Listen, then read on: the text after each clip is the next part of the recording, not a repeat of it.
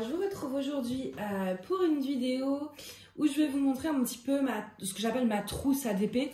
C'est donc ma petite mallette que je sors dès que je fais une toile ou voilà, que je trimballe un peu partout. C'est vraiment le gros truc. Par exemple là, quand je fais par exemple ma toile, ce que j'appelle ma toile de montage, où je vais dans la chambre, etc. Enfin voilà, j'ai pas envie de trimballer le gros truc. J'ai une mini valisette avec juste stylet barquette colle, voilà, pour les petits trucs en diamants spéciaux.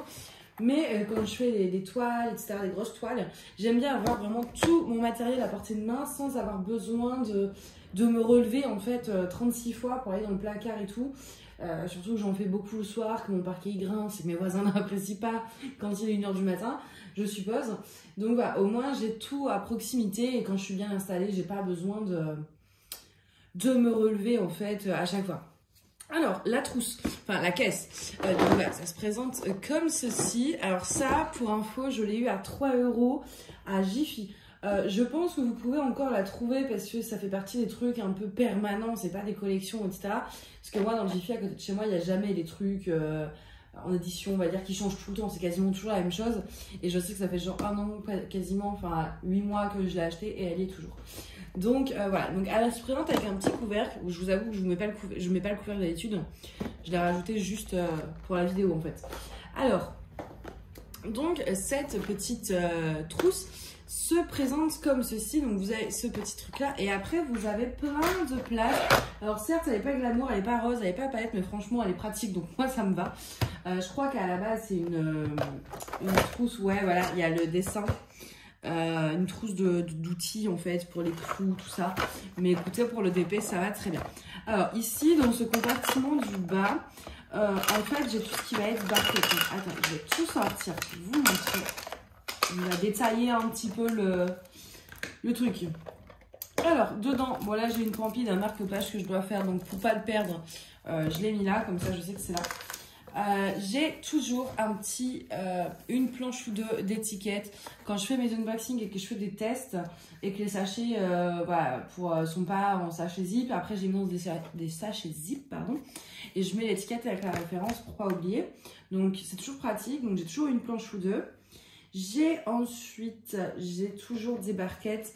Donc j'ai une petite barquette comme ça, toute lisse qui vient de Diamond Dots et ça en général je m'en sers comme poubelle. J'en ai, c'est vraiment, alors j'ai plein d'autres barquettes, j'ai les classiques et tout ça, j'ai mis mes préférés on va dire.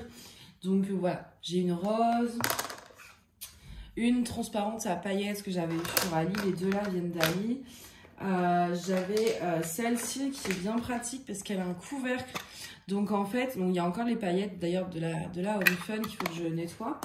Mais par exemple, quand je fais une toile où il y a plein d'une couleur, je m'embête pas en fait, je mets dedans et puis ouais, avec le couvercle, c'est nickel.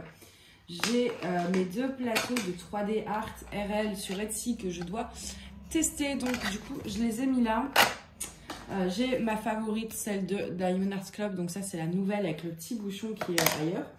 Et j'ai pareil, en fait, ça c'est des barquettes. Vous voyez, comme ceci. Donc, il y a 3 boîtes en tout. Là, vous en avez encore une à l'intérieur. Et pareil, vous avez des couvercles. Donc, c'est toujours pratique. Donc, ça, pareil, j'ai les dedans. Et j'ai également ma Glue Dot. La Glue Dot, pour ceux qui ne connaissent pas, c'est des petits mini... Je ne sais pas si vous allez voir quoi. Non, vous n'allez rien voir. Vous voyez, vous avez des petits pinceaux de colle, en fait. Et ça remplace la cire. Ça peut être pratique quand vous avez des diamants qui accrochent mal. Je pense notamment aux strass, etc. Donc ça, c'est toujours là. Et ensuite, du coup, on passe à l'étage du haut. Donc, je vais tout vous détailler compartiment par compartiment. Alors, ici, j'ai des pièces. Parce que quand les diamants sont collés entre eux, il paraît qu'en agitant une pièce dans le pot, ça peut y décoller. Donc, j'ai pas encore testé. Mais du coup, j'ai mis des pièces pour tester. J'ai mes petites billes de Lénore pour quand j'ai de la statique, au moins plutôt que de me lever et aller chercher le truc dans la cuisine au fond du placard. J'en ai un petit peu ici. Ensuite, dans ce compartiment-là, on a tout ce qui va être cire. Donc, j'ai ma petite cire de DAC, de chez Diamond Art Club, du coup. J'ai un petit pain de cire aussi que j'avais eu en cadeau avec ma commande de barquette chez 3D Art RL. Et j'ai ce petit macaron de cire. Ça, je l'avais eu de la part de Dark Lila. En fait, je lui avais acheté des aimants. Et du coup, elle m'avait mis en cadeau ça. Et j'aime beaucoup ces deux-là, en fait. Ces deux-là, c'est à peu près la même texture. C'est très dur. Mais en fait, voilà, c'est un peu comme la goudotte. Ça colle beaucoup, beaucoup plus. Et c'est vachement pratique des fois. Ici, dans ce compartiment-là, on a mes bouchons de barquette, en fait. Voilà, pour pas les perdre dans le fond, je les ai mis là. On a des embouts de 4 en plastique, si j'arrive à le prendre. Donc voilà, tout classique. Et puis j'ai ma collection en fait d'embouts de multiplaceurs en acier comme ça. Donc voilà, ils sont là comme ça. Je n'ai pas besoin d'aller chercher les multiplaceurs. Ici au centre, alors on a ça. Vous allez me dire, mais qu'est-ce que c'est que ce truc? En fait, c'est toute la cire que je récupère parce que j'aime bien voir grossir cette petite boule. Et du coup, je m'éclate à chaque fois à rajouter les morceaux de cire quand je change dans mon stylet, etc. Et ouais, c'est stupide. Mais bon, c'est là, j'aime bien. Ensuite, donc ici, on a le compartiment avec donc déjà mes pinces. J'en ai toujours 2. Donc là, en ce moment, c'est 2 de Evermoments classiques. Donc, vous voyez, c'est noir avec les embouts bien pointus. Et j'en ai 2, pourquoi? Parce que des fois, ça m'arrive en essayant de trop forcer, j'en casse une. En fait, ça m'est déjà arrivé 1 ou 2 fois. Donc, j'ai toujours une deuxième de rechange sans avoir besoin de me relever. J'ai toujours 2 ou 3 stylets qui changent. Alors, j'ai une collection de stylets et du coup... en fait, selon la toile que je fais, je vais essayer de la sortir un petit peu au niveau des couleurs. Donc là, en ce moment, j'utilise celui-là qui vient d'AliExpress, qui est trop beau. Mais où je suis pas fan de là où on tient, en fait, j'aime pas. Mais après, le style est bien, c'est juste moi la tenue que j'aime pas. Mais du coup, il est là. J'ai celui-ci qui est magnifique, qui vient de la boutique Mes Plus Beaux Atours sur Etsy. Et donc celui que j'utilise beaucoup en ce moment, c'est celui-ci, c'est le dernier que j'ai eu et qui est tellement sublime. Du coup, j'utilise quasiment que celui-là en ce moment. Ensuite, ici, on a des sachets zip pour, comme pareil, voilà, quand je fais les tests là sur les unboxings que je dois remettre après les diamants. Donc je les mets là-dedans, puis c'est toujours utile d'avoir des sachets zip, on ne sait jamais. Et j'ai entre 2 à 3 masking tape. Vous savez, c'est les masking tape, on va dire pas très beaux quoi. Moi, les beaux masking tape, en fait, je les garde pour encadrer mes toiles. Et les masking tape un peu commercial qu'on a en cadeau comme ça, je m'en sers pour délimiter mes sections. Parce que comme après c'est du masking tape qui va à la poubelle, enfin je le coupe et tout, je veux pas utiliser des beaux masking tape. Donc voilà, ça j'ai toujours du masking tape. Ici, je vais vous montrer un petit peu. On a une petite raclette comme ça. Je m'en suis jamais servi, mais bon, dans le doute, elle est là. Ça prend pas de place, donc voilà, ça reste là. J'ai toujours mon petit ciseau. J'ai également un marqueur craie. Parce que vous savez, moi, je vais vous montrer, j'utilise des trucs sur mes pots. J'ai collé des petites étiquettes comme ça. Et en fait, ça s'efface à l'eau et vous pouvez réécrire dessus. Donc moi je les efface pas, je les mets par numéro, mais des fois il faut repasser un peu, donc voilà. Ça pareil, c'est toujours avec moi. Ensuite j'ai une petite brosse comme ça pour faire descendre les diamants de la barquette quand vraiment ça bloque. Voilà, toujours utile aussi. Et après j'ai mon cutter en céramique, vous voyez le petit stylo comme ça. Et en fait, je sais pas si je vais réussir, vous avez une mini pointe en fait qui coupe le papier, mais je vous avoue que moi j'arrive pas à tracer droit avec ça. Du coup en général j'utilise voilà, un cutter bien classique, mais bon les deux sont bons aussi. Donc voilà, j'ai fait le tour, c'est une vidéo très rapide, mais bon il n'y a pas grand chose à en dire. Je voulais juste vous montrer ce que moi je considère essentiel pour moi quand je fais du DP. Voilà, moi je prends ça, je suis là posée avec ma toile, etc.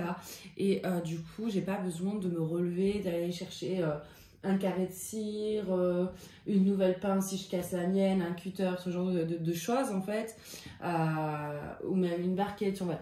Toutes ces petites choses, elles sont là-dedans. J'ai pas besoin de me relever une fois que je suis installée, je suis bien, j'ai tout ce qu'il faut à portée de main. Donc pour moi c'est vraiment l'essentiel. Pour l'instant j'ai besoin que de ça. Si un jour il me faut des trucs en plus, je les rajouterai. Mais au début par exemple il n'y avait pas autant.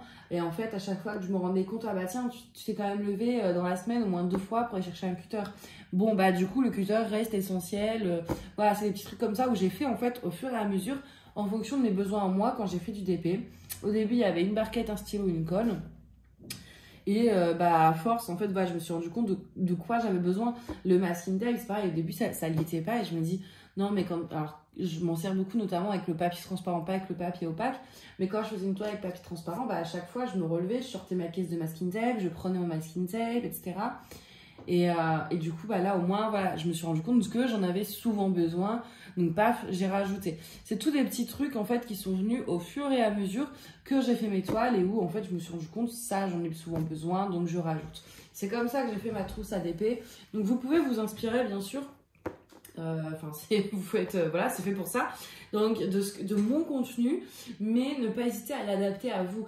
C'est-à-dire que, par exemple, vous n'êtes peut-être pas obligé de prendre une boîte aussi grande si vous avez moins besoin de choses. Si vous faites que des ronds, vous avez peut-être besoin que d'une pince. Ou, vraiment selon, en fait, vos besoins à vous. Quand vous faites du DP, vous vous rendez compte, voilà, faut vraiment, en fait, vous faites votre base de trousse ADP. Et en fait, en fonction de vos habitudes, vous allez vous rendre compte, ah tiens, c'est vrai que ça, je me lève tout le temps pour en chercher, tiens, je le rajoute dans ma trousse. Moi, c'est vraiment comme ça que j'ai procédé. Je trouve que c'est la méthode la plus efficace pour se faire sa bonne petite mallette. Et après, comme ça, vous êtes tranquille. Et puis même, vous voulez aller dans votre lit faire du DP, bam, vous prenez votre trousse. Vous n'avez pas besoin de penser, alors attends, il me faut ça, il me faut ça, il me faut ça. Vous vous installez, puis vous vous dites, ah mince, j'ai oublié ça, ou non. Là, au moins, vous avez votre truc, vous le trimballez partout, et c'est nickel. Donc voilà, je voulais vraiment faire cette vidéo un peu pour vous montrer.